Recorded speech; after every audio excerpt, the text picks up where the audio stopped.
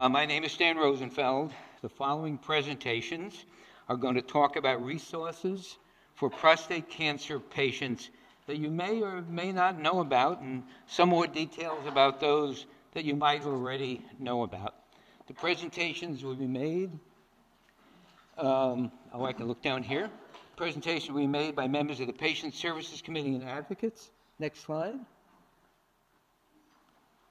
All right, so the Patient Services Committee was formed 27 years ago with the intent of making the journey of prostate cancer patients at UCSF a little less stressful and a bit more knowledgeable.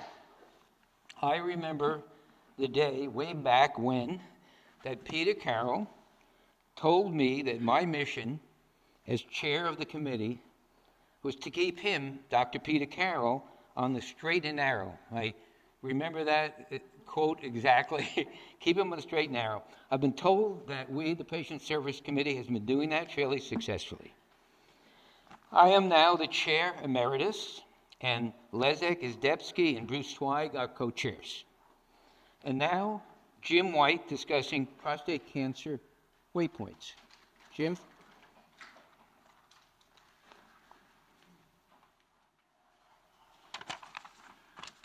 Hello, I'm really impressed with all of us patients who showed up today for this and came in out of the sunshine. I'm here to talk to you about or remind you about the prostate cancer waypoints on the urology site at UCSF.com. Next slide, or click once at least. Let me see if I can click.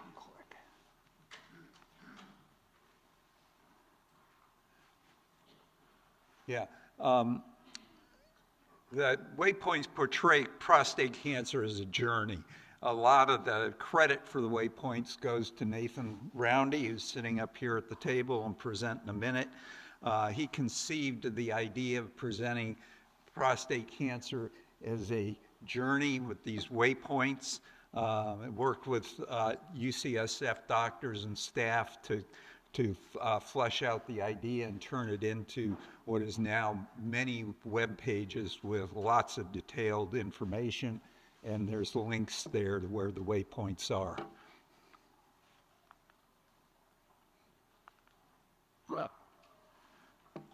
The waypoints start with background on prostate cancer and then move through a series of decisions, beginning with getting tested, simple PSA blood tests. Most men won't get past that step, but about 1 in 8 will, and so that's why it's so important.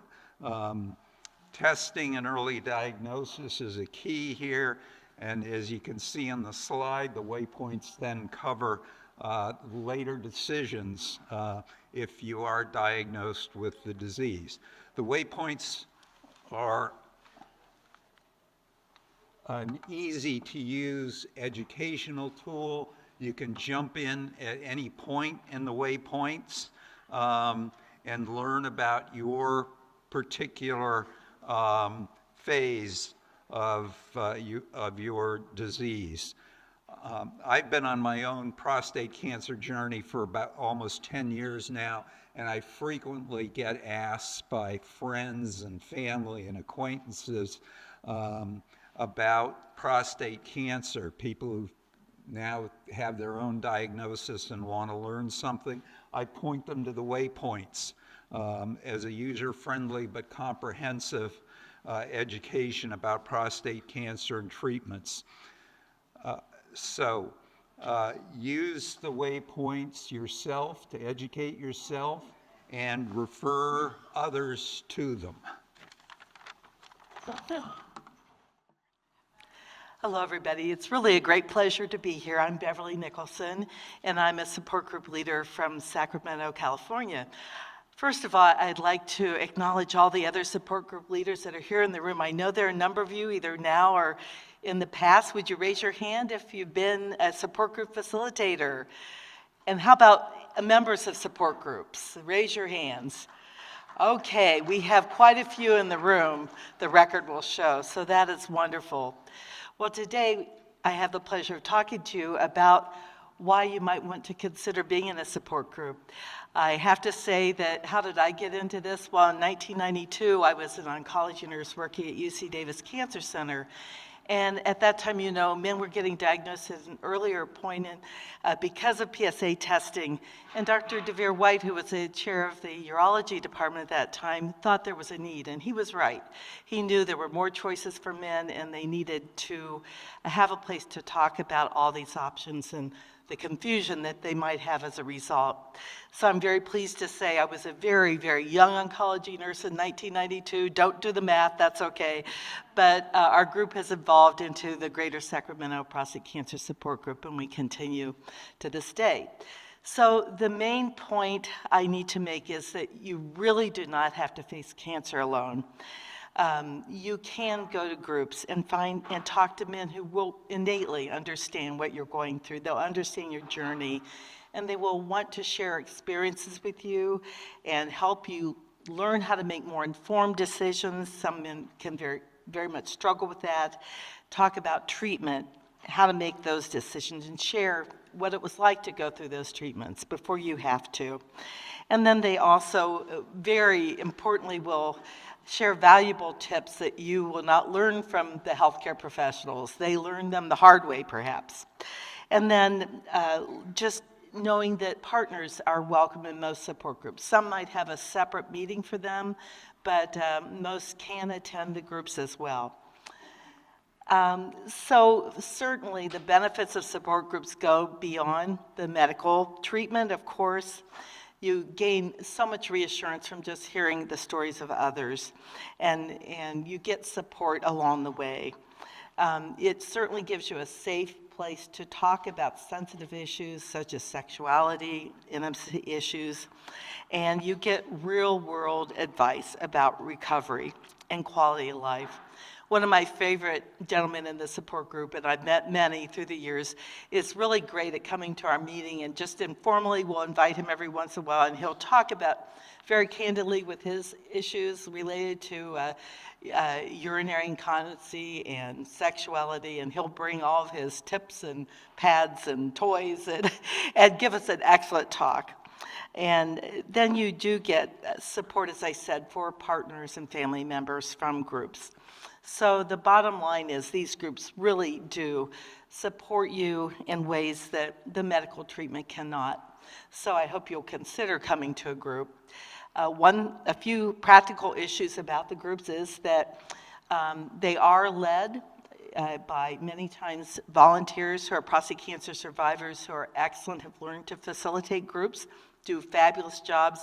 And then other groups will be run by healthcare professionals, nurses, counselors, social workers, etc. You do have a choice. Since COVID, we learned how to do groups virtually, whether we wanted to or not, but it turned out to be a pretty good idea in many instances. We could reach people without them having to fight traffic like in the San Francisco area, or join from other parts of the country, even depending on the group's policy related to that. We also have in-person meetings still. Our group is doing hybrid, so we are trying to be in-person and online, which requires a little bit of technology. There are also groups, as you may know, that are national, regional, local groups. So the good news is that you can decide each group will have a little bit different character, a little bit different culture, and so you might attend one group and find that it maybe didn't hit your needs, but another group might. So we would really encourage you to feel free to try different groups, whether it's virtually or in person. And as I said, there are local, national, regional groups. Also, I should mention that there are groups that are focused on caregivers. There might be some that focus on men with advanced prostate cancer or have special sessions for newly diagnosed men. So you will find there might be a little bit different emphasis. So keep that in mind. It's easy to find support groups, we're happy to say, online. The Zero website has a search engine for nationally. Not all groups will be listed there, but most of them, many of them are. We also gave you a link for through UCSF, their resource Cancer Center has for Northern California. And then as Merle said earlier, the California Prostate Cancer Coalition website will be up soon again, and I maintain a list for all the groups in California, and there's over 30. So we try to keep that as current as possible. So thank you. I hope you'll consider a support group, and thanks to all the leaders here, past and present. Thank you. Hi, my name is Nathan Roundy. I'm a prostate cancer survivor, 22 years. I'm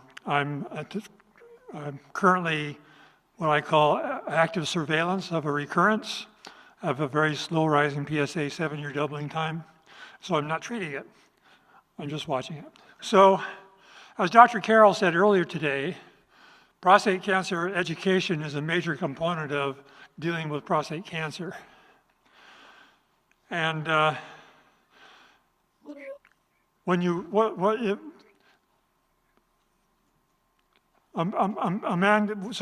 we have a prostate cancer journal club for patients. This is a new concept. It's never been done before. And the way it works is UCSF group takes the major medical papers, and condenses them down to make it something that a typical prostate cancer patient can understand what the paper has to say. And that is now available online. We have completed 5 of them. You can find them with Google by looking at Prostate Cancer Journal Club for Patients, and that link will find you there. It's also available on the UCSF website, and it's also available on the Euro Today website. So get educated, download the copy of what's been done so far. We do a new one about every quarter, and thank you for your time. Hi, my name is Leszek Izdebski. I'm co-chair of Patient Services Committee.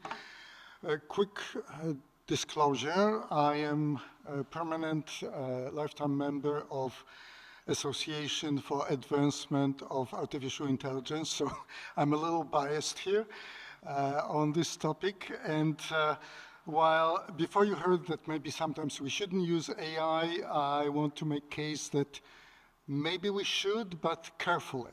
That there are ways to think about it that is very beneficial. There's an amazing proliferation of AI tools at this point. Tools for patients, general tools specific to cancer. There are some tools for doctors. For example, people are using tools to better map cancer cells and extent of the cancer to better model radiation treatment. There are great AI tools to find prostate cancer cells in the samples, etc. Copilot, which is a Microsoft product, sees over 50 million questions about health on Copilot daily. So use of AI tools is happening. The genie is out of the box. There's nothing we can do to try to put it back in. The best thing we can do is learn how to use it. There was a very interesting study last year at Oxford where they developed 10 different scenarios by doctors, and they loaded them into 3 different general AI tools. And the tools actually were quite amazing. The ability to properly diagnose the case and actually disposition of the case as well, which is, is it emergency, is it treated at home, see your doctor in the future, etc., was extremely accurate. It was anywhere between 90% and 99% accurate. Now, what they did is they gave exactly the same scenarios to almost 1,300 people. They gave them exactly the same tools and asked them to do the same, meaning diagnosis and disposition. The accuracy decreased dramatically. The accuracy was only between 65% and 73%. So it's not the tools, It's how we use the tools that's important. And what I'm trying to do here is try to give you maybe a couple ideas how you can take advantage of those tools, what to look for, and how to really benefit from existence. So first of all, use it to better understand what you get from the doctors. The terminology they use, for some of you might be very familiar, but for many of you might be completely not only unfamiliar, but scary. So using the tool to truly just understand what each term means, what are some potential implications, is really, really a great application of the tool.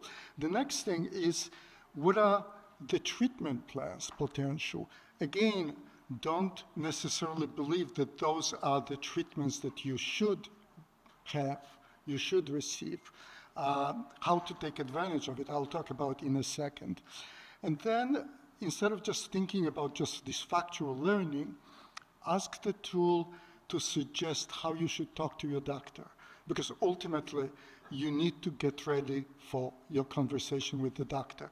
That's the main reason for that use of the AI tool. By the way, there are some great tools also to track symptoms, to notice specific patterns to your symptoms, something that can help you a lot in identifying important things. Now, what works and what doesn't work and how to do that. So first of all, privacy. Maintain your privacy, don't forget about that. Many people just scan your pathology report. If you do that, make sure your social security number doesn't show, your name doesn't show, and a lot of identification data. Then one of the things that research in Oxford found out was the main reason there were errors was because users were feeding scenarios, elements at the time, versus painting the big picture immediately. So that's one of the things you need to think about. Structure how you're going to position it from the beginning very well to give the full picture as much as possible. One way or the other, you won't be able to do that. So be prepared that some of the information you get back is not 100% accurate. And the last thing, a couple of months ago, I was asked to evaluate one of the tools. I was given a scenario, and I was asked to use this scenario. I knew that for that particular scenario related to prostate cancer, focal treatment didn't apply. But on purpose, during my interaction with the tool, I decided to ask it, what about focal therapy? Tool said accurately, no, it's probably not a good idea. 5 minutes later, during continuous interaction, all of a sudden said, by the way, ask your doctor about focal treatment. So remember, what you suggest becomes something that tool is going to most likely repeat. Doesn't mean it's the right answer.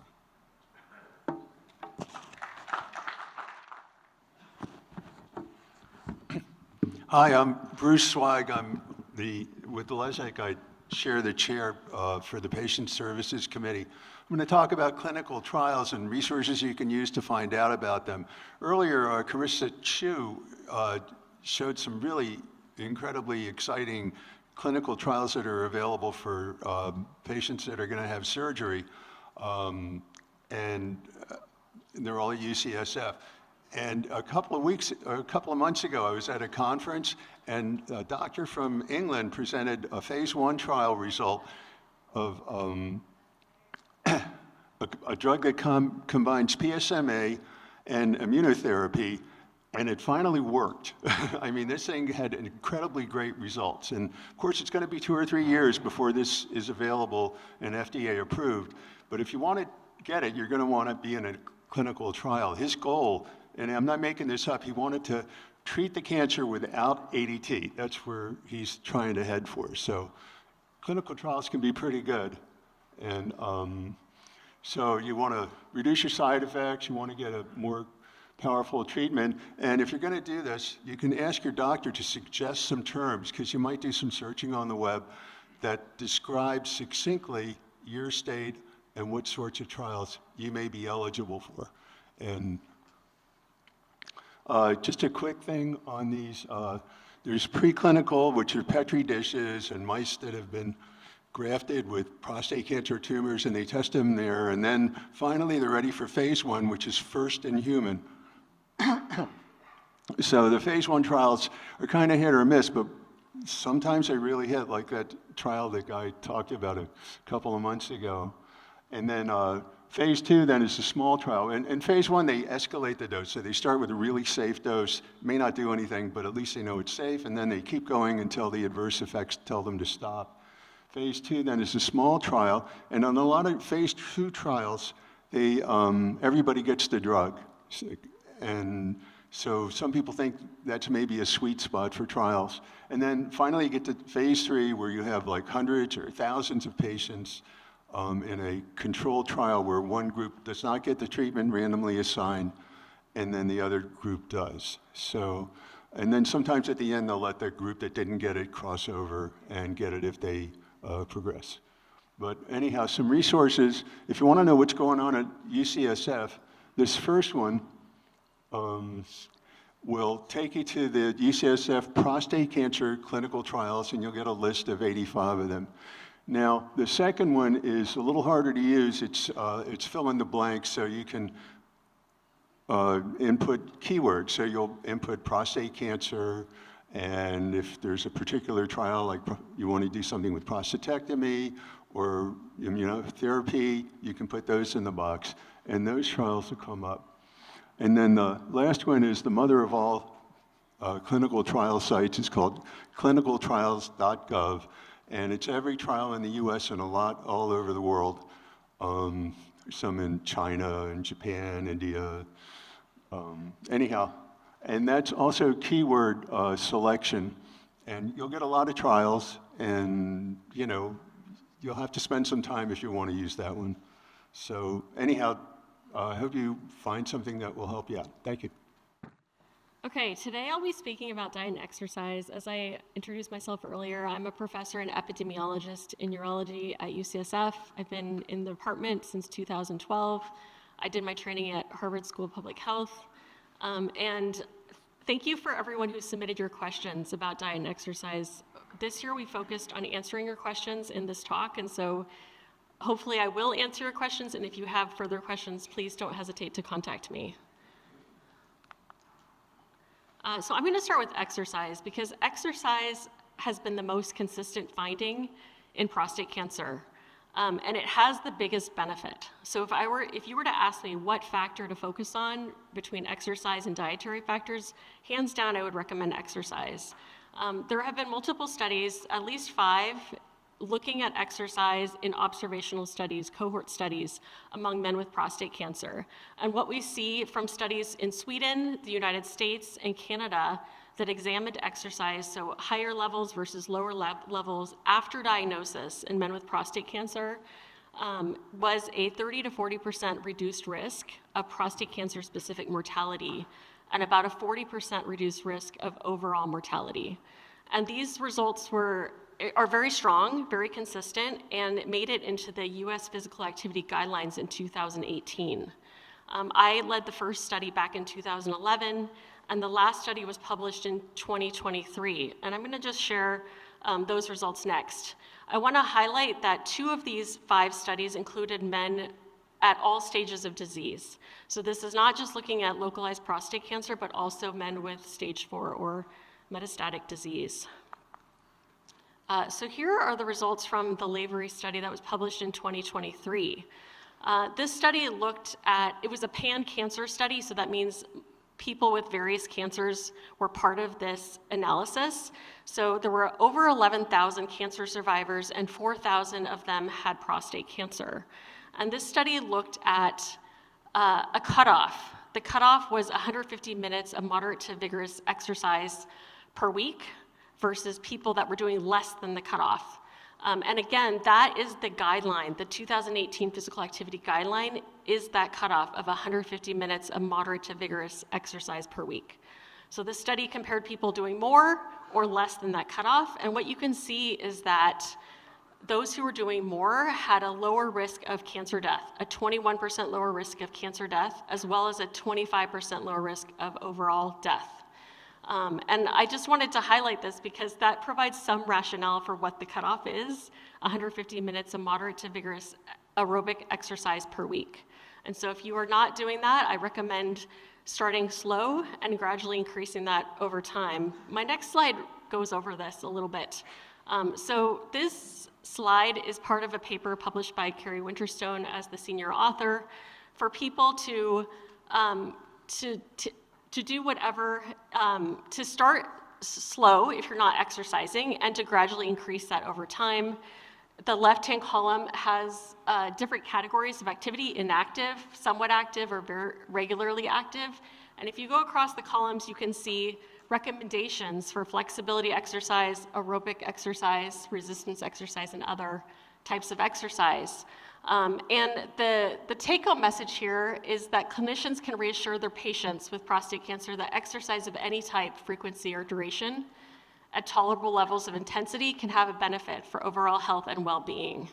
And so we recommend finding exercise that is fun, because we want you to do exercise that you can do repeatedly over time, finding long-term exercise that is effective and fun. And I know a lot of you, I'm going to talk about exercise opportunities here at UCSF in a few short slides from here. Another study that has been done since that paper came out was published by our group early this year in 2026, led by Ryan Allen et al. And instead of just emphasizing 1 to 2 sessions per week of resistance exercise, we actually recommend a little bit more, 2 to 3 non-consecutive days per week of resistance exercise. This is because we have published data showing that acute bouts of resistance exercise release myokines, anti-cancer myokines. Myokines are produced by the muscles during exercise, and they have been associated with reduced inflammation. They promote metabolic health and potentially slow prostate cancer growth. And so that is short-term, that is short-lived. So the more resistance exercise you do, releases these myokines. So the lead author of this paper, or senior author, Rob Newton, has recommended to do shorter bouts of resistance exercise multiple days per week to get this myokine effect. So we recommend doing at least 2 to 3 resistance exercise sessions, working all major muscle groups, and to alternate between your upper and lower muscles to allow muscle recovery. Okay, this is another slide highlighting the benefits of exercise. How many people in this room do aerobic exercise on a regular basis? Can you raise your hand? Awesome. So at least 80% of you in this room do aerobic exercise. What about resistance exercise? How many people do at least 2 sessions per week of resistance exercise? Okay, I think it's about 40%. So maybe half of you do a resistance exercise twice a week. As you can see from the far column in this slide, there are different benefits for each type of exercise. And so with aerobic exercise, this actually increases energy, increases endurance, improves fitness, whereas resistance exercise really builds your muscle mass, it builds your strength, and it also helps with function. And so one should try to do each of these types of exercise as part of your exercise routine each week. And I'm happy to answer more questions about this. I wanted to highlight opportunities that we offer at UCSF. You may have heard about the Strength in Numbers group exercise class. How many went to the exercise class today? Can I have a raise of hands? 3 of you. Okay, 4. Wonderful. So this is a class offered at UCSF by Jordan Lebrec. He's a physical therapist. This occurs twice a week, focusing on aerobic and resistance training. If you have questions about what you should be doing, I recommend you go to this class. You'll learn how to exercise safely and effectively, both aerobically and using resistance exercise. The phone number and the email are located on this slide. And it costs $85 for the initial intake appointment and $20 per class. UCSF also offers exercise counseling for UCSF patients. You can find out more information by calling the number on the slide to sign up. These are offered for free to help people develop a personalized exercise plan for you and to focus on your own physical activity goals. Okay, now I'm going to switch gears and talk about diet. So diet is a lot more complicated, I think, than exercise. There's been a lot of papers that have come out that some are somewhat conflicting. There are few papers on diet, so I want to highlight that the data are, there are very few factors where we see consistency across the literature. I'm showing this table because, as you know, most men die with their prostate cancer, not of their prostate cancer. Among other causes of death, heart disease is the most common cause of death. And so here we're presenting the recommendations side by side for heart disease prevention, cancer prevention, and lethal prostate cancer progression after diagnosis. And what you can see, so these recommendations come from the American Heart Association for cardiovascular disease progression, the American Cancer Society for Cancer Prevention, and a review paper that we wrote by Longley et al. For prevention of lethal prostate cancer. And what you can see is that the findings, the recommendations are very similar across the diseases you see in this table. The green check marks are things to do, and the red X's are things to avoid or limit. And what you can see is things are very consistent. What we would say here is that eating a heart-healthy diet agrees with the recommendations we would give for prostate cancer progression. The findings in the far right column are very specific guidance we would give for those foods that are within that food group. So for example, for fruits and vegetables, we would recommend cooked tomatoes to get the lycopene that's more bioavailable in cooked tomatoes, eating cruciferous vegetables like kale, broccoli, cauliflower, and eating raw vegetables. I got a question about coffee, which is not on the slide, but the data show that coffee is actually beneficial for cardiovascular disease prevention, overall survival. The data for coffee, we published a paper in the CAPTURE cohort, in the diet and lifestyle sub-study of the CAPTURE cohort. We did not see an association for coffee among never smokers or former smokers. However, we did see a 5-fold increased risk of progression among current smokers. So I just wanted to highlight that. There was another consortium study looking at coffee intake, but it was measured at the time of diagnosis or slightly before, showing that it may increase disease-specific survival in men with localized prostate cancer. So there aren't very many studies about it, but it does not look like it increases risk. I also got some questions on sugar, so I wanted to address that as well. The current dietary guidelines for Americans came out in 2026 for the period of 2025 to 2030. They were very enlightening. I wanted to just put the added sugar recommendation, which says no amount is recommended as part of a healthy diet. One meal should contain no more than 10 grams of added sugars. The old dietary guidelines for Americans, published in 2020, used a cutoff of less than 10% of calories, which is about 50 grams per day on a 2,000 kilocalorie diet. And then I put the American Heart Association guidelines, where they have a cutoff of less than or equal to 36 grams per day for men and slightly less grams per day for women. As you can see, I put some examples here of foods that have added sugar. Soda has 39 added grams of sugar, and honey has 17 grams of sugar. And so you will easily get there to the 10 grams by eating some of these foods. Actually, table sugar has 12 grams of sugar, maple sugar has 13, and agave syrup has 14 grams. So you're past the cutoff of 10 grams just by having a tablespoon of these foods.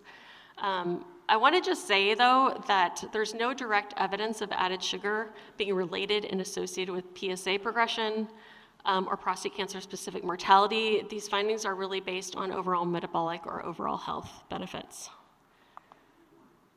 Okay, I mentioned before that we published a systematic review by Ryan Allen et al. In our group.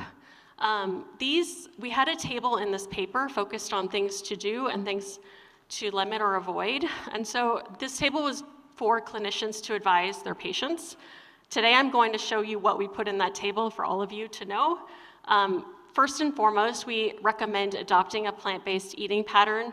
And this does not mean that everything you eat must be plants. A plant-based diet is saying that most of what you eat is from plants such as fruits, vegetables, beans, nuts, seeds, etc., and whole grains. You can still incorporate meat, dairy, eggs, and fish and other seafood, but you're eating less of that. They make up a smaller portion of your overall diet. However, a well-planned plant-based diet can provide adequate levels of protein and meet all your essential amino acid requirements. So I have 1 minute. Thanks, Dan. Yeah. I'm going to skip ahead. These findings were for overall health. When we looked at diet scores within the systematic review, we saw that limiting processed meat and saturated fat, were important for prostate cancer progression. I wanted to highlight that whole milk was one of the more consistent findings in these papers, showing that higher levels of whole milk were associated with either lethal prostate cancer or prostate cancer progression. I got some questions about low-fat dairy. Low-fat dairy has not been consistently associated with prostate cancer progression or with lethal prostate cancer. Some of the findings for advanced disease were really for all-cause mortality, and then only one study showed that total dairy intake with a cutoff of 3 or more servings per day was associated with all-cause mortality. Okay, let me go to this slide. You already heard about calcium. Dr. Friedlander mentioned calcium, getting at least 1,200 milligrams of calcium per day. I got some questions about how do you incorporate calcium if I'm telling you not to eat or drink whole milk? This is a slide that shows different sources of calcium that you can get from your diet, broken into a low-fat dairy category, fortified foods, leafy greens, specifically the kind that with low oxalate, which allows for more calcium absorption, and then other sources like tofu, oranges, other vegetables, almonds and beans, and canned fish. Eggs and prostate cancer. There are 2 main findings for that. One is about pre-diagnostic egg intake, which is that first bullet, showing an increased risk. I want to focus on the post-diagnostic findings, where you can see no association related to lethal prostate cancer in 2 cohort studies. We did see an increased risk in the capture cohort, but at levels of 5.5 eggs per week. And so the next level down had no increase, and that was at 3 eggs per week. So we recommend less than 3 eggs per week, which showed no harm. Finally, I'm going to talk a little bit very quickly about protein.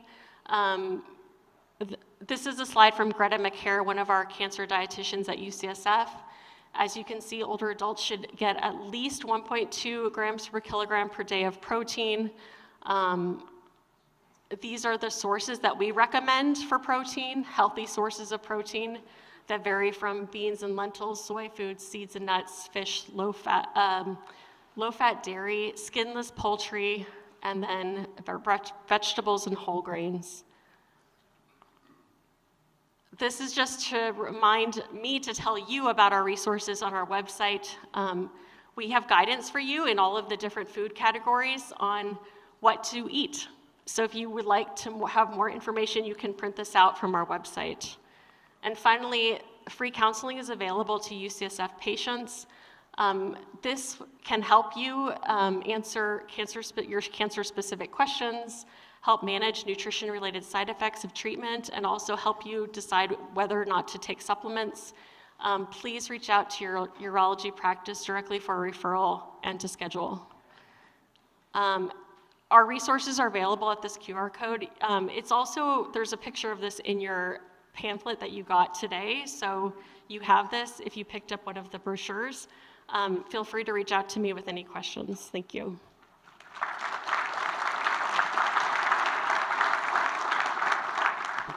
Hi, great presentation, Dr. Breer. I do have a question about the utility of GLP-1s as they're gaining more traction. And is there any data that is being presented about use that helps patients or helps to decrease, I don't know. I think your question was about GLP-1s, Yes, is that right? GLP-1s, Okay, yes. it's hard to hear. So far, there are no data on GLP-1s linking GLP-1s to any prostate cancer clinical outcomes. So I think hopefully we'll be able to share something next year about that. Okay, great, thank you. So for the egg question, is it the yolk or the whites? Or is it both? So there is choline in the egg yolk. But that finding was for pre-diagnosis choline intake. Post-diagnosis choline intake was null. There was no association. So I think it may have to do with choline in the egg yolk, but it's uncertain. I mean, there's only one study now that has showed an increased risk of 5.5 eggs per week. Okay, thank you. Does anybody have any thoughts or ideas about THC or CBD in terms of patient and support? Stan, I can comment a little bit on that. A man in my support group recently asked me that question, and I checked with one of my colleagues who gave me a couple of resources where you can look for providers who do have that type of knowledge and can perhaps make an appointments with people who are interested to talk to them about the use of those products and do it in a way that would be helpful. So I guess if you wanted to email me, I could pass that information along or somehow get it to whoever the appropriate person is, Stan, whatever you think. I could send those links to you. Perfect. Question, intermittent fasting, any diet, any feedback or thoughts on that? Again, there's no data on intermittent fasting with clinical outcomes to date. There is an ongoing study, though, of a fasting mimicking diet that is led by Stephen Friedland at Cedars-Sinai. Basically, fasting mimicking diets include reducing your calorie intake for 5 days in a row. So they're looking at a reduction in calorie intake of 700 to 1,100 calories for 5 days in a row, and then going back up to regular levels. They're looking at this over 6 months to see if it has any effect on treatment response. So that is an ongoing study. I think it's still enrolling people. Hopefully after they publish this, we'll have more clear data on fasting. The PI of that is Stephen Friedland. Should we avoid cycling as an exercise as it might irritate the prostate? Cycling. Is that what you asked about, cycling?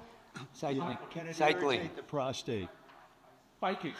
Oh, biking, yeah, biking. Yeah. I think a lot of people, we do recommend cycling as a viable aerobic activity. I think you have to find something that works for you, because I think it does have negative consequences for some people. Stan. Wait tap. Hi, your name, but what was the name of the trial that sounded really intriguing that had the successful phase 1 outcome, so I can look it up? Yeah, that was called VIR-5500.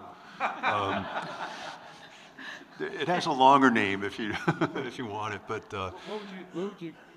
and they I don't even know if the results were published. I happened to see it at the conference, but I've heard that UCSF's going to have a trial with it coming up in a few months. It's offered right now in Seattle, Australia, the UK, and so anyhow. Can you say what's that, VIR what? VIR-5500. Like I say, it's only phase 1. That's how they do them. They have the company at the beginning. It's VIR technology, and the drug gets a number in these trials. Okay, looks like one more question. One more? Right there. Is there a good resource available to get information on resistant starch? Sorry, I can't. What kind of search? I couldn't hear that. Is there a good information source for information on resistant starch? Resistant starch? Starch. Oh. I am not sure if our booklet covers that, but I can provide more information if it doesn't. I would look in our dietary recommendations booklet that is on our website for that. Thank you, everybody.